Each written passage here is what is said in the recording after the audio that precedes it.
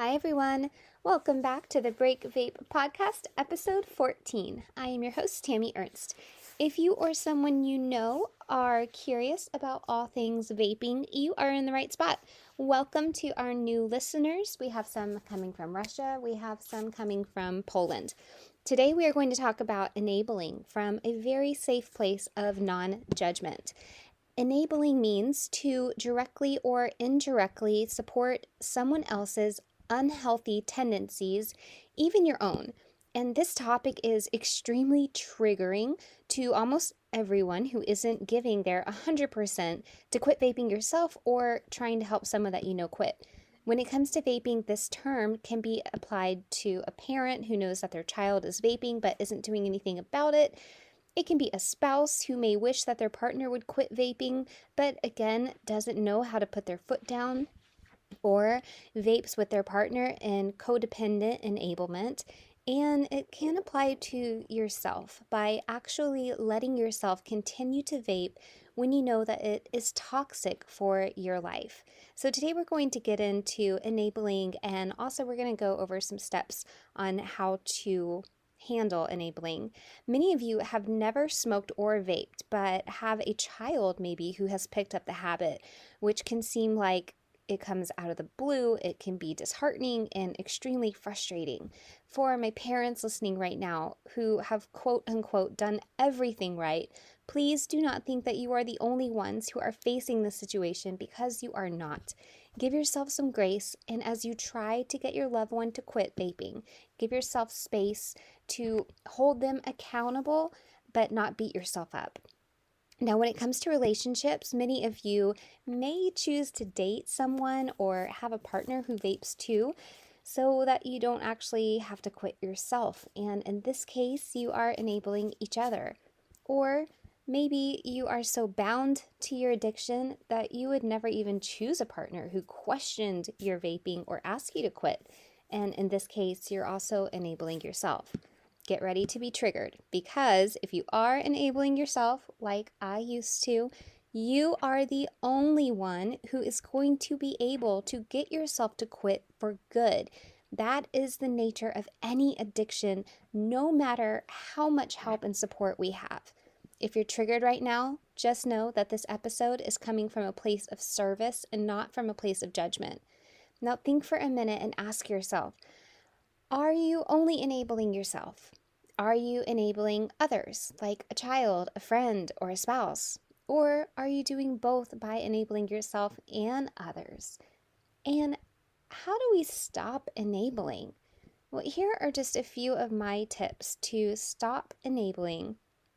I have 5 tips that I'd like to share with you today.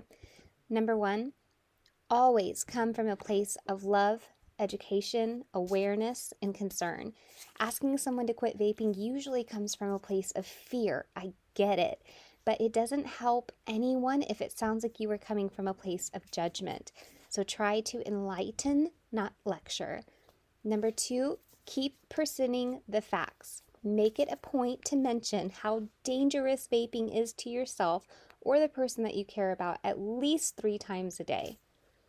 Number 3, never give up or give in, even when it is exhausting. If it is safe for you to constantly approach the person you love with thoughts on quitting, then do so constantly and don't give in. Be relentless. Number 4, offer support. Tell yourself and those that you love that you're here to help, and keep in mind that support can actually also be offered indirectly by drawing your own boundaries around vaping, like no vaping in your house or your car anymore. And believe me, if you make it a rule for yourself not to vape in your house or your car anymore, you will quickly find out how strong the convenience factor was for you, and you'll be triggered to have to think about where to go to smoke. Number 5, use all of these steps to determine how hard you are going to put your foot down. Maybe you set the example and quit vaping even when your spouse keeps doing it.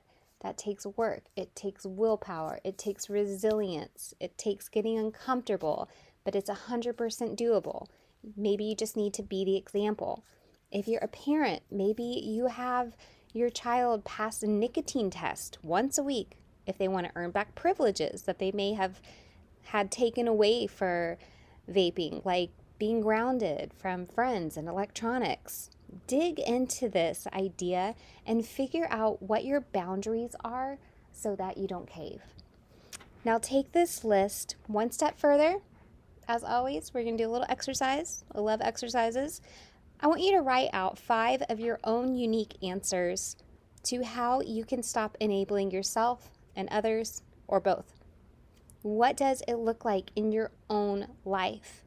Maybe it looks like speaking at schools about how bad vaping is. Maybe it looks like trying to change policy. Maybe it looks like taking on big tobacco. Maybe it's something super, super small by just looking up articles about how bad vaping is and posting them around, even anonymously on social media. Whatever it is, to just do your part to share and spread the word. I am here to be your guide, your resource, your wealth of knowledge, and your coach.